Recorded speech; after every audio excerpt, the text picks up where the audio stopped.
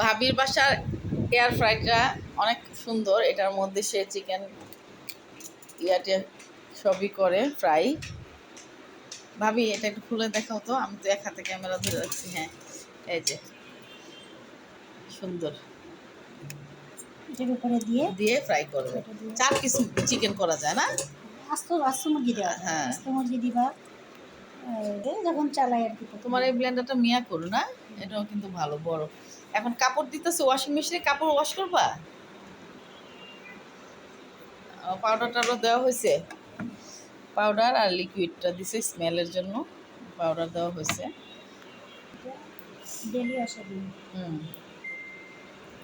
1 ঘন্টা 6 মিনিটে না দিলে হয়, দিলে ড্রাই হয়ে বেরোবে। হ্যাঁ। কত মিনিট দিতে হবে? এটা 1 ঘন্টা 6 মিনিট 1 ঘন্টা এটা ওয়াশ হবে, আবার ড্রাই হয়ে বের হবে।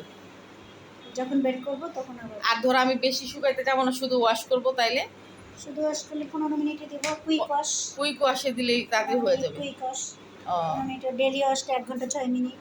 আবার কটন আলাদা, কটনটা আলাদা।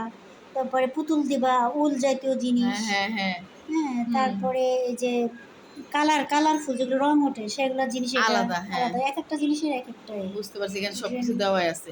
ওইটা এভাবে নিয়ে আসবো ঘুরাইয়া, আলাদা আলাদা। বুঝতে পারছি। এই যে ওয়াশ হইতেছে, এই যে এখন ওয়াশিং মেশিনটাতে পানি পড়তেছে, যে পানি আসতেছে, পরে এটা ওয়াশ হয়ে বের হবে, শুকাবে।